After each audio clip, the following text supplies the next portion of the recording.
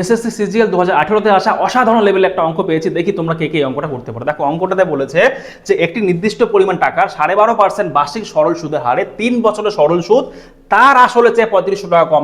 যে এই জায়গাটা ভালো করে বুঝতে পারবে না, এইটুকু জায়গা ভালো করে বুঝতে পারবে না, সেই অঙ্কটা করতেই পারবে না, ঠিক আছে? নাহলে তোমরা ফর্মুলা ইউজ করা শুরু করবে।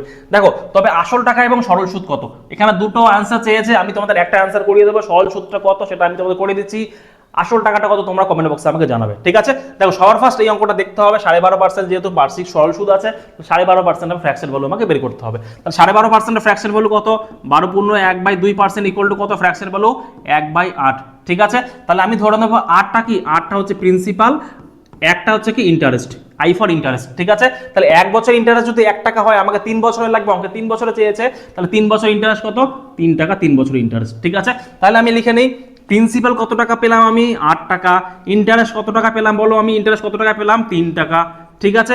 এবং এই যে 8 আর 3 এর ডিফারেন্সটা, এই ডিফারেন্সটা বলে দিয়েছে কত টাকা, এই ডিফারেন্সটা বলে দিয়েছে কত টাকা, 3500 টাকা। তাহলে 8 এর থেকে 5 3 বিয়োগ করলে কত হবে, 5 পাচ্ছি আমি। তাহলে 5 কাকে রিপ্রেজেন্ট করছে, 3500 টাকাকে রিপ্রেজেন্ট করছে, ঠিক আছে? কেন অঙ্কের মধ্যে বলে দিয়েছে এই যে দুটো প্রিন্সিপাল এবং ইন্টারেস্টের ডিফারেন্স কত টাকা, 3500 টাকা। তাহলে 5 এর ভ্যালু যদি 3500 হয়, তাহলে 3500 5 এর কত গুণ, 700 গুণ, কত গুণ, এর সঙ্গে যদি 5 এর সঙ্গে আমি যদি 700 গুণ করি তাহলে 3500 হয়, তাই না? যদি এখানে 700 গুণ করি তাহলে ইন্টারেস্টের সঙ্গে আমাকে 700 গুণ করতে হবে, তাহলে 3 এর সঙ্গে আমাকে 700 গুণ করতে, তাহলে 3 সাথে কত হবে, টোটাল 2100 টাকা তার কি ইন্টারেস্ট। তাহলে ইন্টারেস্ট পেয়ে গেলাম কত টাকা আমি, 2100 টাকা। তোমরা আমাকে বলবে এর প্রিন্সিপাল কত হবে, তার মূলধন কত হবে।